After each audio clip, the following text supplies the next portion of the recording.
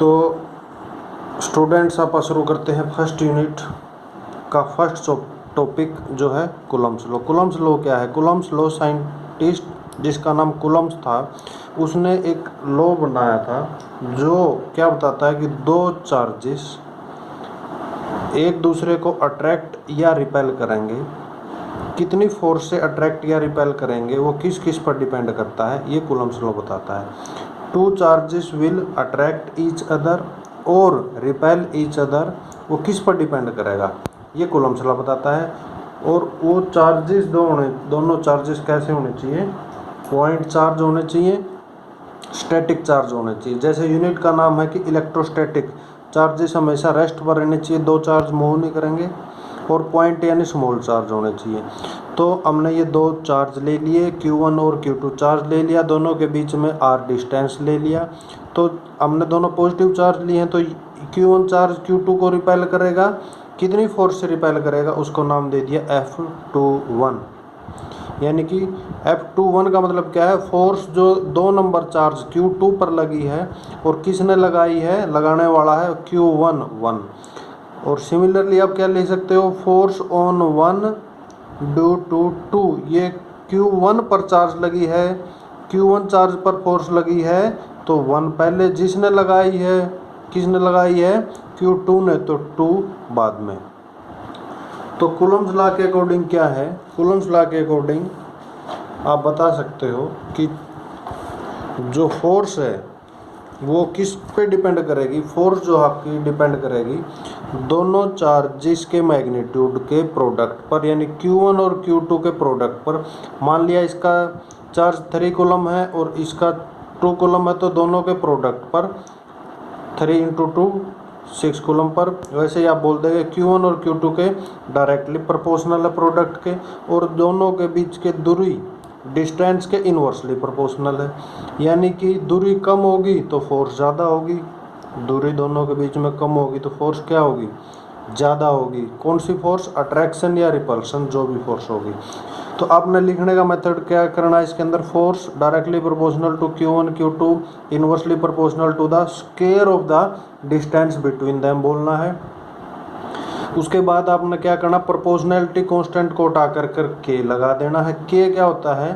के होता है आपका कांस्टेंट होता है जिसकी वैल्यू होती है 1/4 पाई एप्सिलॉन नॉट, और इसका जो ये वैल्यू सोल्व करके आती है 4 और पाई की वैल्यू रख के और एप्सिलॉन नॉट की वैल्यू रख के। एप्सिलॉन नॉट की भी कांस्टेंट वैल्यू होती है 8.854 × 10⁻⁻12। इसको 1 से डिवाइड करके तो हमें मिलेगा 9 × 10⁻⁻, न्यूटन मीटर स्क्वायर कूलम पर मीटर स्क्वायर। तो यहाँ पर आप देखोगे कि एप्सिलॉन नॉट आया है, ये भी एक कांस्टेंट है जिसका नाम क्या है? Absolute permittivity of free space. ये एप्सिलॉन आपके 3 टाइप के मिलेंगे आपको। एप्सिलॉन नोट जिस पर लगा होगा तो वो एब्सोल्यूट परमिटिविटी का मतलब फ्री स्पेस की बात कर रहे हैं, दोनों चार्ज किस में रखे हुए होंगे? फ्री स्पेस में रखे होंगे। और एप्सिलॉन का मतलब ये दोनों चार्ज एयर या वैक्यूम में ना रख करके किसी और मीडियम में लाइक वाटर में रखे हुए होंगे। तो अगर वाटर में रखे हुए हैं तो एप्सिलॉन नोट की जगह आपने क्या लगाना है? एप्सिलॉन लगाना है।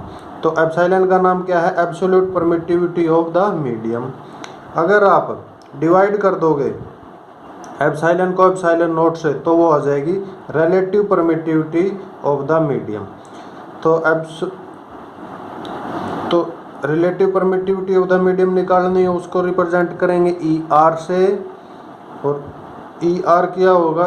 एप्सिलॉन बाय एप्सिलॉन नोट होगा, और इसको K से रिप्रेजेंट करेंगे। यहाँ पर K का नाम आ गया है यहाँ पर डाइलेक्ट्रिक कांस्टेंट। डाइलेक्ट्रिक कांस्टेंट अगर आपसे पूछे तो क्या बताना है? एक डेफिनेशन में तो आप ये बोल दो कि it is the ratio of epsilon to the epsilon naught. Epsilon का नाम क्या बता दो? Absolute permittivity of the medium to the absolute permittivity of free space.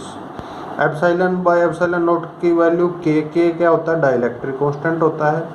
Dielectric constant अगर आपसे पूछे तो क्या होता है? बता सकते हो आप डाइलेक्ट्रिक कांस्टेंट क्या होता है? Ratio of epsilon by epsilon not. अच्छा, दूसरा इसकी एक डेफिनेशन ये भी हो सकती है कि force of air to the ratio of force of medium. इनका रेशियो उसको भी डाइलेक्ट्रिक कांस्टेंट बोलते हैं। डाइलेक्ट्रिक कांस्टेंट का मतलब अगर ये दोनों चार्ज मान लिया एयर में रखे हुए हैं सेम दूरी पर, उसी सिस्टम को अगर आप एयर की बजाय वाटर में ले जाएं, चार्ज की वैल्यू भी ना चेंज करें, डिस्टेंस भी ना चेंज करें, तो उसको बोलेंगे आप एफ मीडियम। जब एयर में रखे हुए होंगे सेम चार्ज सेम डिस्टेंस पर, उसको बोलेंगे एफ एयर। अगर उसी सिस्टम को दोनों सेम चार्ज को सेम डिस्टेंस के साथ वाटर में ले जाएंगे तो उसको बोलेंगे एफ मीडियम। दोनों का रेशियो जो निकालेंगे आप, उस रेशियो को सोल्व करके जो आएगा उसको बोलेंगे डाइलेक्ट्रिक कांस्टेंट। एफ एयर निकालना तो आप क्या लिख दो, के की वैल्यू यहाँ डाल दो 1/4 pi epsilon naught, first charge की value multiplied by second charge की value divided by square of the distance. अब मीडियम में लिखना है तो के एफ मीडियम निकालना है तो क्या आ जाएगा 1/4 पाई एप्सिलॉन नॉट की जगह क्या आ जाएगा आपका एप्सिलॉन आ जाएगा, दोनों चार्ज का product square of the distance.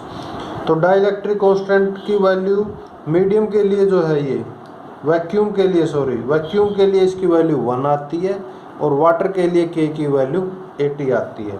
Water के लिए के की वैल्यू 80 आती है।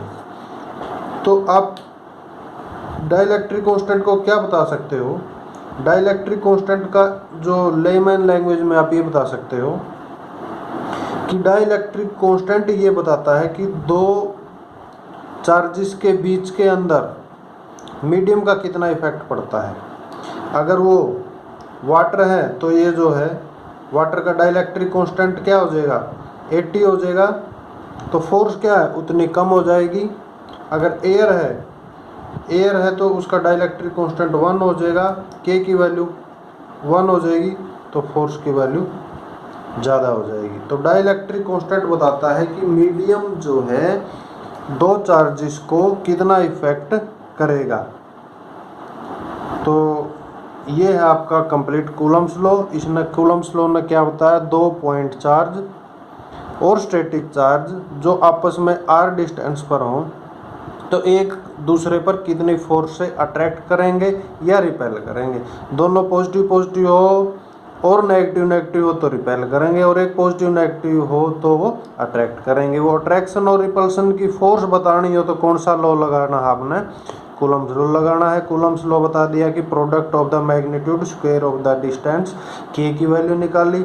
इस के जो है के की वैल्यू होती है आपकी 1/4 पाई एप्सिलॉन नॉट कांस्टेंट होता है, और इसको जब सोल्व करके जो आपका ये वैल्यू आएगी, ये वैल्यू कांस्टेंट के को रिप्रेजेंट करेगी। तो जो एप्सिलॉन नॉट आ गया आपके पास, एप्सिलॉन नॉट की वैल्यू होती है absolute permittivity of free space इसको बोलते हैं। और अगर ये एप्सिलॉन नॉट तो फ्री स्पेस के लिए हैं जब ये चार्ज फ्री स्पेस के अंदर रखे हुए हैं। अगर ये चार्ज फ्री स्पेस के अंदर ना रख के वाटर के अंदर रखे हुए हैं तो उसका एप्सिलॉन रहेगा। एप्सिलॉन मतलब absolute permittivity of the medium, यानी कि जो भी मीडियम है उसका एप्सिलॉन नॉट अलग अलग होगा। सो एप्सिलॉन तो जो रेशियो है आपका एप्सिलॉन बाय एप्सिलॉन नॉट उसको बोलते हैं डाइलेक्ट्रिक कांस्टेंट। इसको के से भी रिप्रेजेंट कर सकते हैं, एप्सिलॉन आर से भी रिप्रेजेंट कर सकते हैं। तो के की वैल्यू क्या आ जाएगी आपकी epsilon naught into epsilon r भी आ जाएगी, और एप्सिलॉन नॉट इंटू के ये एप्सिलॉन की वैल्यू आ जाएगी। यानी कि यहाँ एप्सिलॉन की जगह आप क्या लिख सकते हो, एप्सिलॉन नॉट इंटू के। हेलो मोटो। तो इस प्रकार जो है आप ये कूलम्स लॉ को एक्सप्लेन कर सकते हो। किसी को कोई भी डाउट हो तो आप मेरे नंबर पर फ़ोन करके डायरेक्टली पूछ सकते हो। Thank you so much.